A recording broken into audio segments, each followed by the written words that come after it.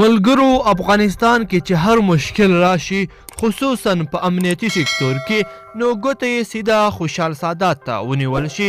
هیوادوالو خوشحال سادات یو فرد ده، موقفي معینیت ده، دومره صلاحیت نه لري لکه څومره چې تاسو ورته په تمه یاستئ. د وزارت داخلي معین ده نه وزیر.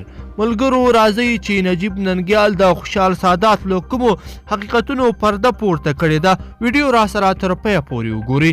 قدرمنو لیدونکو السلام علیکم، وخت مو په خیر. د افغانستان د ټولو غمونو مسؤل سړی، ولایتونه او ولسوالۍ له سقوطونو وژغورلې.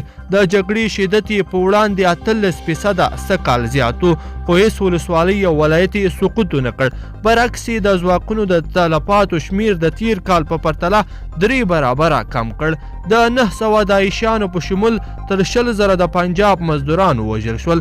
ورځ به یې په دفتر کې وه، شپه په سنګر کې. خدای شاهد دی، زه شاهد یم.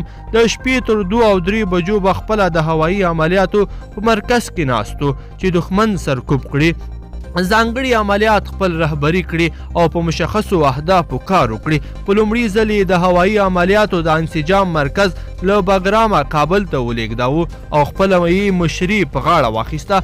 هره شپه به د ده رهبرۍ لاندې خاصو قطعاتو 10 عملیات کول. هره اونۍ به 3 ولایتونو ته سفر په سکیجول کې و.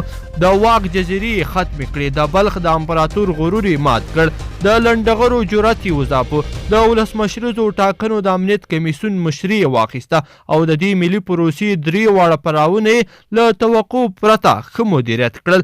د پولیسو په رهبرۍ کې نسلي تغییرات راوستل، تکړه او پرانګیزي ځوانان یې قمندانان کړل. د افغانستان جګړه د یو ملټري آرټ سکالر له دیده وارزوله، 14 لویې جرمي شبکې ختمې کړې او مشران یې وروژل.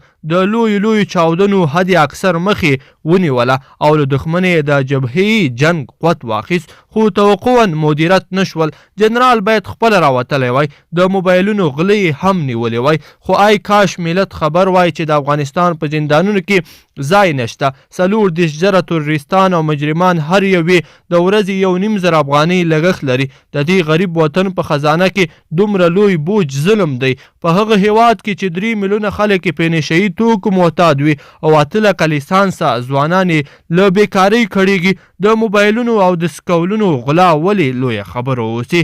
ګرانو لیدونکو په دې هیله چې دغه ویډیو به مو راسره تر پایه پورې کتلی وي. که چیرې مو دغه ویډیو خوښه شوي نو در سره لایک یې کړئ او ملګرو سره یې هم شریکه کړئ.